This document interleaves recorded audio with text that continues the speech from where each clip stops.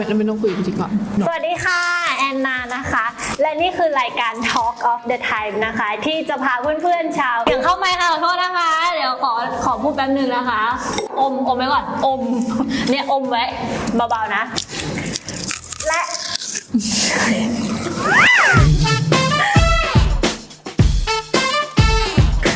นี่คือรายการ Talk of the Thai ที่จะมาเพื่อนๆชาวไทยแคร์ทุกคนนะคะมาร่วมทอล์กกัน แล้วเพื่อนของเราในวันนี้ก็คือพี่อลีและน้องอูค่ะสวัสดีครับ สวัสดีผู้ชมทางบ้านค่ะ เราไม่สวัสดีพิธีกร สวัสดีผู้ชมทางบ้าน สวัสดีค่ะ ชื่ออาลีอัธนิญญาค่ะ หนูชื่ออะไรลูก สวัสดีครับชื่ออู๋นะครับอู๋ธงชัยครับ สวัสดีค่ะแอนนาค่ะ เดี๋ยว แอนนาวรักการค่ะ อันนี้คือเป็นพิธีกรแล้วเหรอคะ ใช่ค่ะเป็นพิธีกรแล้ว ช่วงนี้ร้อนเงินปะคะ ก็คือจะบอกว่าหนูกับพี่อลีรู้จักกันมาตั้งแต่แบบชุดนักเรียนยันชุดคลุมท้องอ่ะพูดเลย โรงเรียนเดียวกันเหรอครับ ใช่โรงเรียนเดียวกัน ดีไม่พูดว่าชุดรับปริญญาลูกอะไรอย่างเงี้ยก็เดี๋ยวอีกหน่อยก็จะเป็นอย่างนั้น ส่วนเราสองคนนะเจอกันครั้งแรกก็คือ ตอนไปถ่ายที่ร้านคาเฟ่อะไรสักอย่างป่ะฮะใช่ไหม หรอเราเจอกันก่อนหน้านั้นอีกก็ มีด้วยเหรอ ใช่ ที่จำได้คือรู้สึกว่าเจออู่ครั้งแรกอะตอนที่เขาแบบเพิ่งอกหักหมาดๆเว้ย อุ้ย เออ คือจะบอกให้ว่าตอนนั้นแอนนาคือแบบสติฟั่นเฟืองแบบไม่ค่อยอยู่กับตัวมันเท่าไหร่อะไรเงี้ยมันก็เลยแบบปั๊มเปื่อๆอะไร ไปอยู่กับ พี่ขอโทษแทนน้องพี่ด้วย งั้นเรามาอัปเดตชีวิตช่วงนี้กันหน่อยเป็นยังไงกันบ้าง เราไม่ได้เจอกันนานมาก อันนี้ก็คือหลังจากที่คลอดน้องลินนาออกมาก็ไม่ได้เจอกันอีกเลยเพราะฉะนั้นก็ต้องขอแสดงความยินดีกับพี่อลีด้วยนะคะ คุณแม่น้องลินนาค่ะ ใช่ค่ะ เป็นยังไงบ้างคะ ตอนนี้ก็จะเอาลินนาเข้าไทยแทนแล้วค่ะล่าสุด กี่ขวบละ ตอนนี้เดือน ไม่ถึง แล้วอู่เราเป็นยังไงบ้าง ก็ช่วงนี้ก็ละครเพิ่งปล่อยไปครับเพิ่งปล่อยไปน่าจะกี่ตอนอ่ะ4-5 ตอนมั้งช่วงนี้ก็มีเดินสายโปรโมทครับก็มีโปรโมทตั้งแต่ก่อนที่ละครจะออกแล้วตอนนี้ก็มีอยู่เรื่อยๆก็เดี๋ยวเราติดตามกัน อ๋อเล่นละครช่องวัน Across the Sky ช่องวันครับ ใช่โปรเจกต์ใหญ่เรานี่พลาดได้ยังไง ใครทำรู้ไหม ใคร พี่บอยครับพี่บอยทะกลเกียรติ ถือว่าเป็นโปรเจกต์ใหญ่โปรเจกต์เหมือนกัน ใช่มีนักแสดงเอาจริงๆตัวหลักๆอ่ะ19 คน ว้า 19 คนที่อยู่ในจักรวาลเนี้ย ใช่19 คนแล้วแบบพระเอกพระรองก็เป็น3 คนแล้วก็มีคู่รองอีก2 คู่ แล้วก็รวมๆทั้งหมด19 คน พูดง่ายๆว่าซีรีส์เรื่องนี้ไม่เหงา ไม่เหงาจริง มี แล้ว เพื่อน ซีรีส์เรื่องเนี้ยคือถ่ายนานมากถ่ายมารวมเวลาแล้วเกือบปีหนึ่งครับ เด็กก็คือสนิทกันไปแล้ว ก็คือนัดแก๊งเตะบอลกันได้เลย คร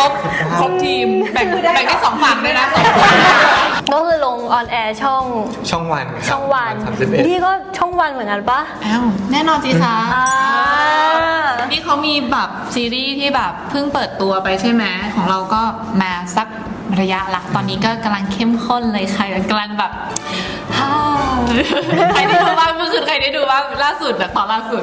ขอคุกไว้ก่อนตอนเนี้ยคำถามที่อยากรู้คือละครออนช่องเดียวกันอะมันเป็นยังไงมายังไงแบบไปออนช่องเดียวกันได้ยังไง มาอยู่ช่องวันได้ยังไง ใช่ มาอยู่ช่องวัน พี่อาลีก่อน เพราะเข้าก่อนใช่ไหมคะของอย่างอาลีเองก็เข้ามาจากโปรเจกต์ The Next One ก็เป็นการประกวดเฟ้นหาเนี่ยแหละที่จะเป็นเหมือนแบบค้นหานักแสดงของแบบทั่วประเทศอะไรอย่างเงี้ยค่ะแล้วก็นั่นแหละได้เข้าช่องวันมา แข่งกับกี่คนครับเนี่ย ตอนนั้น3-4 พันกว่าคนนะคะทั่วประเทศใช่ ตอนแรก ทั่วประเท จะ ศ ตกใจแล้ว3 คน ไม่ได้ มันก็เป็นรายการประกวดอยู่นะแต่นี่ประกวดเหมือนกัน ประกวดเหมือนกัน แต่ว่าอันนี้แค่3 คน 35 คนอันนี้รายการ Last Icon ครับอู๋จบรายการนั้นแล้วอู๋ก็แบบได้มาอยู่กับช่องวันต่อมาใช่ เป็นเด็กจากการประกวดทั้งคู่ แล้วก็เข้าสู่ช่องวัน31นะแล้วอย่างนี้เรามีแบบได้เจอกันในห้องในห้อง ได้เจอกันในช่องบ้างไหมคะในตึกเจอค่ะเจ เคยเจอเพราะอูเรียกให้มาดีกว่า เรียกแบบรีเควสแบบพี่อลีมา เราอ่ะ คือตอนนั้นน่ะมันมีคลาสเรียนการแสดงแล้วครูสอนการแสดงครูเมย์เขาก็แบบให้ลองหาคู่มาแล้วอู๋ก็ไม่รู้จะคู่ใครที่เป็นผู้หญิงแล้วในช่องแล้วอู๋ก็แบบอยู่ไทป์แคสใช่ไหมก็รู้ว่ามีพี่อาหลีอยู่ก็เลยติดต่อพี่อาหลีไปว่าแบบพี่อาหลีว่างไหม มาช่วยเวิร์กช็อป มาช่วยเวิร์กช็อปหน่อย ชมไปว่าไงเฮ้ยพี่หลี ขนาดนั้นเลยเหรอ ไม่ขอโทษนะอันนี้คือน้องอู๋ไม่ใช่แอนนา ถ้าเป็นแอนนาจะเป็นอย่างนั้นแล้วก็ไม่มีใครไปให้หรอก แล้วตอนนี้ละครที่ออนแอร์อยู่เนี่ยน้องอูแบบเล่นเป็นอะไรมีอะไรยังไงบ้าง ของอูจะเป็นเรื่อง Across the Sky ครับลัดฟ้าล่าฝันเป็นละครที่ออนช่องวัน 31 เวลา 20:15 วันเสาร์ใช่ โอ้โหบ่อยรู้เลย แน่นอนจำได้ขึ้นใจ โอเค แล้วก็ถ้าในส่วนในเรื่องอูรับบทเป็นเพชรครับก็คือเป็นตัวละครที่เป็นบอยเลิฟชอบกับอีกคนนึงชื่อว่าเซลโฟนก็จะชื่อล้ำๆหน่อยนะ คือในตัวละครเขาชื่อเซลโฟนหรือว่า คู่ของอูชื่อเซลโฟนฮะแล้วตัวอูชื่อเพชร อ๋อ ใช่ก็ถ้าสมมติเล่าว่าเรื่องราวเป็นมายังไง ก็ในตัวของเพชรคือเหมือนเพชรเป็นเด็กที่แบบบ้านรวยพ่อมีปูทางทุกอย่างไว้ให้แล้วก็แบบเดินตามทางนั้นมาตลอด แต่ว่ามันมีปัญหานิดนึงคือพ่อเป็นคนมีชื่อเสียงใช่ไหมแต่ว่าเพชรดันไปชอบคนที่พ่อน่าจะไม่ชอบว่าถ้าชอบอย่างเงี้ยเขาเรียกว่าครอบครัวกีดกัน อะไรอย่างนั้นใช่เราก็แบบไม่สามารถเปิดเผยได้ว่าแบบเราเป็นอย่างนี้นะแล้วมันก็เลยกลายเป็นปมในใจของเพชรไปครับก็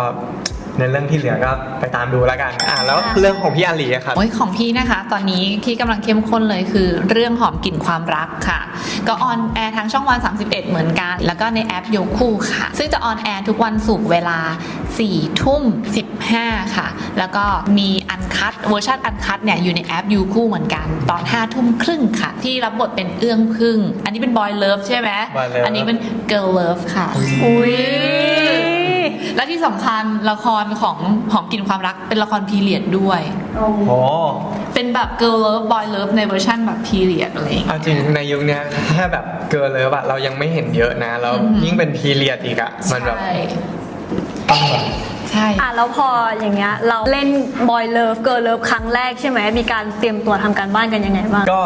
เตรียมตัวยังไงบ้างเหรอครับเอาจริงมันด้วยความที่เป็นซีรีส์เรื่องแรกด้วยเราก็แบบใหม่มากๆเรายังอาจจะแบบเล่นไม่คมหรืออะไรด้วยเราก็เลยแบบเหมือนก็ต้องทำการบ้านเยอะอยู่เหมือนกันเราต้องทำการบ้านเกี่ยวกับบทละครแล้วก็เราต้องทำการบ้านเกี่ยวกับความที่เป็นบอยเลิฟว่าแบบที่ผมเคาะมาได้มันคือการที่คนสองคนมันรักกันสุดท้ายมันก็ไม่ได้มีเหตุผลว่านี่คือบอยเลิฟนะสุดท้ายมันก็แค่รักกันอะไรอย่างเงี้ยหล่อเลยแล้วพี่อหลีล่ะเหมือนกันที่แบบน่ารักเนี่ยเพราะว่าเวลาพอเราทำงานกับตัวละครเราจะรู้ได้ว่าไม่ว่าจะเป็น girl love boy love อย่างที่อู๋ว่าเราจะ drive ไปด้วยความรักทุกอย่างมาด้วยความรักไม่ว่าจะเป็นยุคเวลาอะไรก็แล้วแต่ตั้งต้นมันคือความรักทั้งนั้นเลยมันทำให้เกิดโมเมนต์เกิดทุกสิ่งทุกอย่างเรื่องราวดำเนินไปอะไรประมาณนั้นความรักมันทำสร้างสิ่งต่อๆมาเยอะความรักจะทำให้รักมากขึ้นจะทำให้โกรธหรือจะทำให้อะไรก็ได้เพราะว่าสุดท้ายมันเริ่มจากความรักใช่แล้วของพี่อหลีเพิ่มนิดนึงมันเป็นเกิร์ลเลิฟด้วยแล้วก็พีเรียดด้วยมันต้องแบบเวิร์กอะไรเพิ่มด้วยไหมเวิร์กแน่ๆเนี่ยอย่างแรกเลยก็คือเรื่องพีเรียดเราต้องความเข้าใจว่าในยุคสมัยนั้นมันมีเป็นยังไงบ้างมีผู้หญิงสถานะเป็นยังไงผู้ชายเป็นยังไงเขามีความเชื่อขนบธรรมเนียมประเพณีอะไรอย่างเงี้ยก็จะไปเวิร์กเกี่ยวกับเรื่องนี้ซะส่วนใหญ่ซึ่งพอเราเข้าใจประมาณนึงแล้วเห็นภาพบริบทของสังคมในยุคนั้นแล้วเราก็แค่ทำความเข้าใจตัวละครแล้วเข้าไปเป็นตัวละครที่มีความรักต่อกับอีกคนหนึ่งซึ่งคาแรคเตอร์ที่พี่ได้ก็จะเป็นคุณเอื้องพึ่งชื่อเป็นไงแบบแม่นายอะไรอันนี้คือเขาเซลโฟนเลยเหรอเอื้องพึ่งก็เอื้องพึ่งก็จะเป็นผู้หญิงที่อยู่ในยุคประมาณสมัยรัชกาลที่7ค่ะก็จะเป็นตัวแทนในพาร์ทของผู้หญิงที่ถูกจับคุมถุงชนตามที่เรารู้เลยว่าแต่ก่อนจะเป็นยังไงอยู่ในครอบครัวที่ความไม่เท่าเทียมบางอย่างไม่ว่าจะเป็นทางด้านการศึกษาทางด้านการเลือกและโอกาสเรื่องพึ่งก็จะมา represent ในตรงจุดนี้สำหรับผู้หญิงในยุคนั้นก็คือค่อนข้างที่จะมีความแบบ เป็นผู้นำปะ จริงๆแล้วอ่ะด้วยบริบทสังคมนะตอนนั้นอ่ะเอื้องพึ่งไม่สามารถจะเป็นผู้นำได้ขนาดนั้น แต่สิ่งที่เขาอยากจะเป็นและอยากจะทำมันเลยทำให้เขาแบบเขาเรียกว่าอย่างไงวะมันเลยแบบเหมือน ฉีกออก มันทำให้เขาฉีกกฎออกมาบางอย่าง แต่ก็คือมันก็ยังไม่ได้มาก แล้วถ้าเกิดว่าเอื้องพึ่งมาอยู่ในยุคปัจจุบันเนี้ยคิดว่าแบบเขาจะเป็นยังไง เอื้องพึ่งก็จะมีโอกาสเลือกชีวิตของตัวเองทางเดินของตัวเอง ก็คงจะเป็นผู้หญิงที่แบบมั่นใจนั่นแหละลีดเดอร์สักบางลีดเดอร์แบบบางอย่างออกมา ก็ไม่นาน อะไรเงี้ ด้วยความที่ ใช่ ยุคสมัยนี้มันแบบเปิดกว่า ใช่ เมื่อก่อน ใช่ เยอะมากๆ แล้วเมื่อก่อนผู้หญิงค่อนข้างโดนแบบให้เป็นช้างเท้าหลังซะมากมันก็เลยเปลี่ยนไปเยอะครับ อยู่ผิดยุคนะเอื้องเราพี่อลีแบบตีความในการเล่นเอื้องพึ่งออกมาเป็นยังไงบ้าง ถามว่าตีความเล่นเอื้องพึ่งยังไงเหรอ พี่ก็คือไม่ได้ชอบความที่แบบแข็งไป แต่ก็ไม่ได้มีเป็นความที่เราอ่อนแอไป มันมีความสู้แหละ เป็นผู้หญิงที่สู้เพื่อตัวเอง แต่อยู่ในใต้บริบทสังคม ตามทำนองคลองธรรมที่มันควรจะเป็นน่ะ ก็คือฟิลแม่นายนั่นแหละแม่นายในยุคนั้นที่ ใช่ ก็มีความแบบมีความคิดของตัวเอง แต่ก็ แต่ไม่กล้าที่จะมีความคิดของตัวเอง แต่ก็ไม่กล้าที่จะพูดมันออกมาขนาดนั้นอะไรอย่างเงี้ย เป็นความแบบเถียงกับผู้ชายนิดนึงอะไรที่แต่ไม่ใช่ว่าแบบฉีก ไม่ได้ยอ แต่ไม่ได้ฉีก เลย ไม่ได้แบบขนาดนั้น แล้วก็ไม่ได้ยอมทั้งหมด เพราะว่าอย่างการที่ถูกคลุมถุงชนแต่งงาน ก็ต้องยอมครอบครัว ก็ต้องตาม ยอม ยุคสมัยนั้น ตามแบบพ่อแม่อะไรเงี้ยเพราะว่าเขาไม่ได้มีจิตเลือกมากมายว่าเขาอยากทำหรือไม่อยากทำทุกสิ่งนั้นคือสิ่งที่แบบเขาจำเป็นจะต้องทำ แล้วคาแรคเตอร์ที่ตัวเองเล่นในละครเนี่ยมันเหมือนหรือว่ามีความต่างกับตัวเองยังไงบ้าง ถ้าก็สำหรับตัวเอื้องพึ่งหลีรู้สึกว่าค่อนข้างแอบคล้ายนิดนึงแอบคล้ายตรงที่ว่าเราเป็นคนที่รู้สึกว่าโดนตีกรอบมาตั้งแต่เด็กๆอะ อุ๊ย ว่าเราคนเป็นอย่างนั้นอย่างนี้เพราะว่าบ้านเราอะป้าก็เป็นคนจีน อ่า เป็นคนจีนที่จะคอยแบบกำชับลูกตลอดอะไรอย่างเงี้ยมันบางอย่างที่เรารู้สึกว่าเราคิดต่าง เราก็ไม่ได้กล้าที่จะพูดออกมา ก็เลยเข้าใจความรู้สึกเอื้องพึ่ง ก็เลยถ่ายทอด ก็เลย ความเป็น ถ่ายทอด เรื่องเพื่อออกมาได้ดีมาก ค่ะ เฮ้ยหนูรู้สึกว่าพี่อลีเล่นละครซีรีส์ได้ดีขึ้นแบบมากๆมาก เพราะพัฒนาเราก็ต้องพัฒนา ๆแล้วน้องอู๋ล่ะคะเป็นยังไงมีความ ครับ เหมือนหรือต่างอะไรกับตัวเองบ้างไหมกับ ก็ถ้าความเหมือนหรือความต่างเอาจริงๆโอ้โหค่อนข้างเรียกว่าคล้ายมากละกัน เพราะว่าตั้งแต่แคสติ้งอ่ะเขาแคสโดยที่ดูแต่ละคนอยู่แล้วว่าแบบคนเนี้ยมันมีความคล้ายกับตัวละครนี้นะแล้วเขาก็เลยแบบเลือกอูไปด้วยความที่อาจจะเรียกว่ายังไงมันจะมีความอ่อนไม่ใช่ทางสายแบบแข็งมีความตัวเล็กมีความอะไรอย่างนี้แล้ว ด้วยความที่แบบเหมือนว่ายังไงอะเพชรอะมันเป็นคนที่ไม่ใช่คนนำอะไรขนาดนั้นนะมันเป็นคนที่ทำตามสิ่งที่พ่อบอกสิ่งที่อะไรทุกอย่าง มันก็เลยยิ่งคล้ายอู๋เข้าไปอีกคืออู๋อะเป็นคนที่อาจจะไม่ได้โดนสั่ง แต่ว่าถ้ามีคนบอกก็คือทำ ก็ไม่ได้เป็นสายลีดเหมือนกัน ใช่ไม่ใช่สายลีดเหมือนกัน มันก็เลยรู้สึกว่ามันค่อนข้างคล้ายเราในหลาย ๆ เรื่องแล้วเราก็เป็นคนที่ใกล้เคียงอย่างนั้นอยู่แล้ว มันก็เลยแบบไปง่ายไปง่ายอะไรง่าย แต่ในตัวเพชรเนี่ยคือเขามีปัญหาเรื่องครอบครัวแบบ ใช่ เรื่องพ่ออะไรใช่ไหม จะมีเรื่องนั้นที่แบบฉีกออกมาว่าแบบไม่ใช่เรื่องของเราแล้วแบบเราต้องไปเวิร์กกับตรงนั้นเพิ่มเพราะแบบเราไม่รู้ว่ามันเป็นยังไง แล้วถ้าเกิดว่าเพชรไม่มีปัญหาเรื่องครอบครัวเนี่ยครอบครัวคอยซัพพอร์ตเพชรทุกอย่างที่แบบเพชรอยากทำอะไรเอาเลย อย่างเงี้ยเพชรจะเป็นยังไง จะแบบอยากทำอะไร เพชรจะเป็นยังไง จะเป็นยังไง จะทำอะไร เรียกว่าเป็นอิสระละกัน เพชรจะมีความรู้สึกว่าตัวเองสามารถทำอะไรก็ได้รู้สึกว่ามันน่าจะช่วยให้เพชรพัฒนาตัวเองได้มากๆเลย มันจะช่วยเรื่องความรู้สึกความมั่นใจความอะไร น่าจะช่วยมากๆเลยครับถ้าแบบมันเป็นอิสระ แล้วจริงๆเนี่ยมันมาจากพื้นฐานเรื่องครอบครัวด้วยนะมันมาจากพื้นฐานแบบ กระทบ เรื่อง เยอะมาก ครอบครัวที่แบบกระทบอะไรอย่างเงี้ยอย่าง ตอนทำงานตัวละครอะไรก็แล้ว แต่เราก็จะต้องศึกษาไปถึงพื้นฐานครอบครัวเหมือนกัน แล้วเราจะเข้าใจตัวละครมากขึ้นว่าเขาคิดอะไรนำพาให้เขาคิดอย่างนั้น เพราะว่า จริง เป็นฐานซัพพอร์ต จริงๆครอบครัวสำคัญมากทั้งในชีวิตจริงแล้วก็ใน ละครใช่ เพราะเอาจริงๆละครก็มันก็คือชีวิตจริงที่เราต้องเล่นให้มันเป็นความจริงนะฮะนั่นแหละ แล้วซีรีส์น้องอู๋เนี่ยคือมันเกี่ยวกับซีรีส์เรื่องล่าฝันใช่ไหมแล้วความฝันของอู๋แล้วก็ความฝันของแล้วความฝันของอู๋กับความฝันของเพชรเนี่ยคืออะไร อันนี้ผมว่าค่อนข้างมีความตรงกันนิดหนึ่งมันเป็นการที่ต้องการทำสิ่งที่ตัวเองต้องการอ่ะมันโอ้จำไม่ได้ว่าโอ้ได้ยินคำนี้มาจากใครแต่ว่ามันคือแบบให้โอ้ทำในสิ่งที่ตัวเองอยากทำมันโอ้รู้สึกว่าเพชรก็มีความรู้สึกแบบนี้เหมือนกันว่าแบบอยากทำในสิ่งที่ตัวเองต้องการ แล้วอยากทำอะไรอะอยากทำอะไรอะแล้วอยากทำอะไรอะ ทำอะไรคือทำอะไรก็ได้ฮะเหมือนแบบเราใช่ที่ไม่ได้กระทบคนอื่นแล้วก็เราอยากทำแล้วเรารู้สึกว่าเราทำได้เลย เราไม่ต้องแบบมีความสุขเราไม่ต้องกลัวว่าจะเกิดอย่างนี้น่าจะอะไรอย่างเงี้ยมันแบบอยากทำเลย ก็เหมือนเป็นแบบพื้นฐานการใช้ชีวิตในทุกๆวันด้วย ใช่ ก็เหมือนทำไปเรื่อยๆทำแบบเพื่อความสุขตัวเอง โอเค เรามาเข้าเรื่องเลิฟซีนกันดีกว่า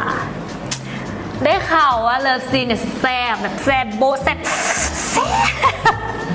แซ่บเกินมันเป็นยังไงบ้างคะของพี่อลีก่อนพี่อลีเพราะว่าพี่อลีเนี่ยแซ่บมากตอนล่าสุดตอนล่าสุดเลย เนี่ยบอกแล้วว่าใครที่ดูบ้างตอนล่าสุด แซ่บแบบซีดปากอ่ะ ก็ไม่ขนาดนั้นแต่ก็แบบได้อยู่ ได้จริงใส่ตามันเป็นยังไง ร้อนมากร้อนมากเธอแล้วถ่ายบ้านแบบเรือนไทยอยุธยาอะไรอย่างเลยแล้วเวลาถ่ายอ่ะเราต้องเซตกันตอนกลางคืนใช่ปะเราต้องปิดประตูปิดหน้าต่างแล้วคือทีมงานก็ต้องอัดกันอยู่ในห้องสี่เหลี่ยมอ่ะแล้วไม่มีพัดลมเปิดไม่ได้ ใช่ ไม่มีแอร์ ใช่ เปิดไม่ได้ คือในกองถ่ายอะต้องบอกกันนะว่าเขาห้ามเปิดพัดลมเปิดแอร์เพราะว่า ใช่ เสียงมันจะเข้าฉะนั้นก็คือต้องใช้แบบธรรมชาติล้วนๆที่เป็นอากาศธรรมชาติอะ ถูกแล้วคือ คือเป็นพัดห้องปิดอะแล้วเราต้องถ่ายเลิฟซีนที่จะแบบต้องแตะเนื้อต้องตัวกันคือแบบไปอย่างเงี้ยแหมะคือแบบอย่างเงี้ยคือมันเหนียวนึกออกปะแต่คือแบบโหสปิริตนักแสดงสปิริตเทียนอะต้องยอมรับมากเพราะว่าก็ขอโทษเทียนมากๆเลยเหมือนจะมีช็อตที่แบบรูปหัวแล้วก็มันทั้งเหงื่อมันทั้งอะไรแล้วคือต้องรีบเช็ดอะแล้วต้องรีบเช็ดแล้วก็ต้องมาแบบมันนัวกันต่ออะไรอย่างเงี้ยมันนัวใช้คำว่านัว นัวจริง จะบอกว่าเลิฟซีนน่ะเป็นอะไรที่ถ้าเกิดสมมติว่าเราวอกแบกแม้แต่นิดเดียวอ่ะมันก็คือหลุดเลยนะ เพราะฉะนั้นสติมันต้องอยู่กับแบบตัวละครคอนเซนเทรตอยู่กับบทอยู่กับซีนนั้น ขอบคุณคู่แสดงขอบคุณเทียนที่เรา drive กันไปด้วยกันอย่างแบบนุ่มนวลและอีซี่มากอะไร จนออกมาได้แบบสวยงามแซ่บซ่า ขอบคุณมากๆค่ะขอบคุณนักแสดงขอบคุณทีมงานที่แบบช่วยกันบิ้วช่วยกันนำพาแล้วก็ช่วยกันทำความเข้าใจ แล้วทำให้เราไปกับบทไปกับซีนมันได้จริงๆเพราะอย่างที่บอกว่ามันร้ายด้วยความรักอ่ะแค่มันเป็นตัวละครสองคนที่เขามีความรักที่มีต่อกันแล้วเป็นรักที่เขาไม่ได้เหมือนต้องการอะไรจากกัน มันแค่ซัพพอร์ตอยู่ด้วยกันแล้วสบายใจเป็นเขาเรียกว่าที่พึ่งทางใจมันก็เลยแบบอาจจะแบบสื่อสารออกมาได้แบบหวังว่าจะไปถึงใจคนดูเหมือนกันนะคะ แล้วเลิฟซีนของน้องอู๋เราเป็นยังไงบ้าง ก็เรียกว่าเป็นซีนเขินๆละกันพอเราดูมันแบบมันเขินคือมันอาจจะไม่ได้มีอะไรเยอะขนาดนั้น แต่ด้วยความที่แบบเราดูแล้วแบบมันเขินนะมันเขินมันเป็นซีนที่เขินครับ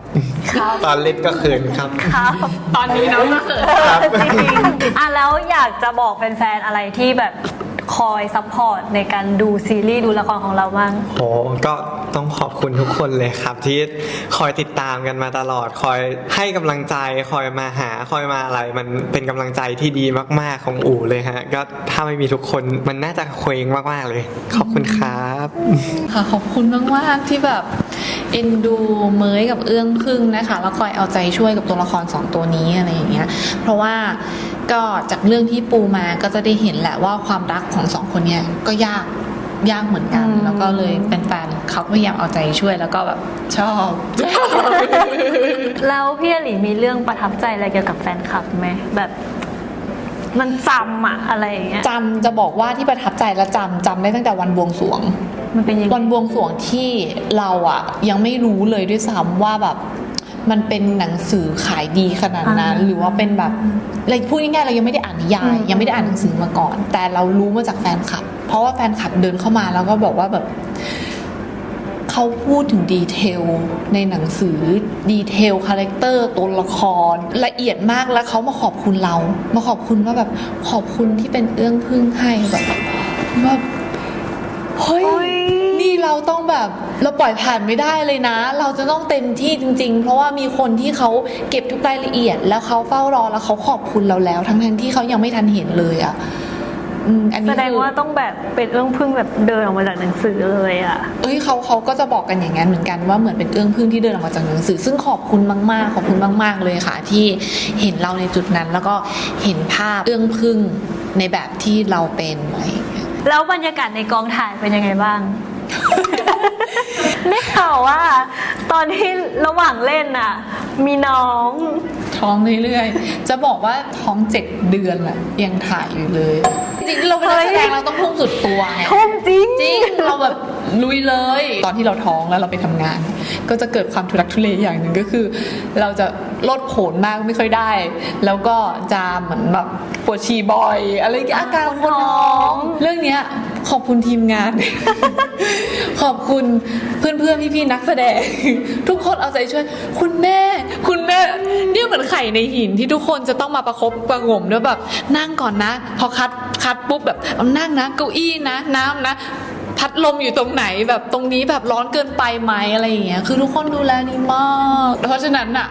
การคนถามว่าไปกองตอนท้องก็เหนื่อยไหมลำบากไหมไม่ค่ะอยู่กองนี้หนูสบายมาก โอ้ยจะบอกว่าเนี่ยไม่ได้ทำงานแค่คนเดียวด้วยนะ ทำงาน ลินดาทำงานด้วยตั้งแต่ในท้องแอคชั่นปุ๊บคือทีปุ๊บปั๊บปุ๊บ รู้คิวมาก เก่งแอคชั่นออกมาก็แอคชั่นเลย แอคชั่นเลยคือแบบนักแสดงท่านหนึ่ง ตอนไม่ถ่ายดิ้นไหม ตอนไม่ถ่ายก็นิ่งๆ ก็ อะไร ยังดี ก็ยัง ให้ ดี แม่ได้พักไง แต่พอแอคชั่นปุ๊บก็แบบหนูอยู่นี่ค่ะกลัวมองไม่เห็น แต่คือทีมงานเก่งมากอะไม่ว่าจะเป็นเรื่องชุดเรื่องอะไร คือมุมกล้องอย่างเงี้ยเขาหลบให้เห็นไม่ให้เห็นจนไม่เห็นเลยอะ อันนี้ท้องตั้งแต่แบบแรกๆเลยปะ เรื่องนี้จะบอกว่าเล่นตั้งแต่ตอนที่ยังไม่ท้องจนแบบจน7 เดือนอะเราถ่ายกันค่อนข้างนานด้วยความที่เป็นละครพีเรียดใช่ไหมคะแล้วอย่างที่บอกว่าทีมงานต้องทำรีเสิร์ชดีเทลรายละเอียดเยอะ มันก็เลยจะมีระยะเวลาในการถ่ายอะนานนิดนึงเราถ่ายกันอยู่ประมาณเกือบปีอะถ่ายเราใช้เวลาเกือบปีทั้งหมดอะไรอย่างเงี้ยมันก็เลยนี่แค่แบบซีรีส์12 EP แต่ใช้ระยะเวลาขนาดเนี้ยคือคอนเฟิร์มเลยว่าดีเทลแน่น หนูเชื่อว่าแฟนคลับที่ได้ดูอ่ะก็คงจะแบบมันแฮปปี้อยู่แล้วอ่ะก็จะแฮปปี้มากขึ้นไปอีกเพราะว่าพี่อลีเต็มที่กับมันมากๆ แล้วจะบอกว่ามันไม่ใช่มีแค่เอื้องพึ่งหรือว่าอลีนะที่เต็มที่นักแสดงทุกคนเต็มที่มากมากแม้อย่างกระทั่งแบบไบรท์นนกุลอะไรอย่างเงี้ยเขาแบบลุยกันโหดมากอะต้องขึ้นน้ำลงน้ำกี่รอบจะต้องแบบนอนดึกแช่น้ำยันดึกดื่นหนาวขนาดไหนคือสู้อะสู้ไม่มีใครบ่นสักคนหรือแม้กระทั่งจำได้ว่ามีซีนหนึ่งประทับใจแบบนนกุลมาก ดึกมากเป็นรู้สึกเป็นซีนสุดท้ายของคืนนั้นแล้วต้องลงน้ำอะคือความจริงอ่ะมันได้แล้วแต่นนกุลบอกว่าผมว่าตัวละครมันได้อีกครับ ขอแก้อีกแล้วลงน้ำใหม่อีกรอบนึกออกปะแล้วเขาวันนั้นเขาลงน้ำทั้งวันอ่ะจนตัวเปื่อยจนแบบมันมีจังหวะที่เขาลื่นล้มด้วยก่อนหน้านั้นซีนก่อนหน้านั้นลื่นล้มแล้วแบบแขนอ่ะเป็นแผลแต่คือเขาไม่มีบ่นสักคำเขาบอกว่าแบบตัวละครมันได้อีกซีนมันได้อีกขอให้มันแบบมากกว่านี้อีกแล้วเขาก็ลุยเนี่ย ทุกคนใส่เต็มกันมาก จริง แต่ละเรื่องก็คือทีมงานกับนักแสดงทุกคนเนี่ยตั้งใจกันสุดๆเลยนะคะ ก็ฝากผลงานกันอีกสักครั้งให้ทุกคนไปติดตามกัน ก็ตอนนี้นะครับที่ออนแอร์อยู่ก็คือละครลัดฟ้าล่าฝันหรือ Across the Sky ออนแอร์ทางช่องวัน 31 ครับ เวลา 20:15 ทุกวันเสาร์อย่าลืมไปติดตามดูกันนะครับแล้วก็ IG อูนะครับ ia.mau อย่าลืมไปตามกันนะ ๆ ของอลีนะคะก็เป็นซีรีส์เรื่องหอมกลิ่นความรักค่ะ ตอนนี้ก็กำลังเข้มข้นเลยออนแอร์ทางช่องวัน 31 เหมือนกัน ทุกวันศุกร์ค่ะเวลา 4:15 แล้วก็ทางแอปโยคูค่ะ แล้วก็มีอันคัตด้วยนะคะเวอร์ชันอันคัตตอน 5:30 ทุกวันศุกร์ในแอปโยคูเหมือนกันค่ะ ส่วนช่องทางติดตามทาง IG ก็อลีอัธริญญาค่ะ ขึ้นตามที่อยู่ตรงนี้เลยตรงไหนสักที่วันศุกร์ก็ไปดูแม่นายเอื้องพึ่งหอมกลิ่นความรักนะคะ แล้วก็วันเสาร์เนี่ยไปดูน้องเพชร Across the Sky ค่ะ หรือว่าถ้าวันไหนว่างๆเนี่ยก็มาดูขับสะพานไฟซีซั่น2กิ๊กซ่อนแอบของแอนนาเป็นพรีดีมได้นะคะ ขายของตัวเองอีก ฝากกดไลค์ กดแชร์ กด Subscribe ช่อง Thai Cat Agency ด้วยนะคะ Talk of the Thai วันนี้ขอลาไปก่อนแล้วค่ะ บ๊ายบาย น้องอู๋ไง น้องแอนนา นี่คือน้องอู๋ น้องแอนนาก็น่ารัก ใช่ไหมอู๋ พิธีกรรายการเนี้ยไม่ได้เลยอ่ะ เก่งมาก ทำร้ายแบบแขกรับเชิญอย่างเดียวเอะอะฟาดแคสใหม่ไหมคะไล่ออกไหมคะพิธีกรคนเนี้ย งั้นเข้าตรงนี้หน่อยว่า เนี่ยดูสคริปต์ด้วยอ่ะดูสคริปต์ด้วยอ่ะ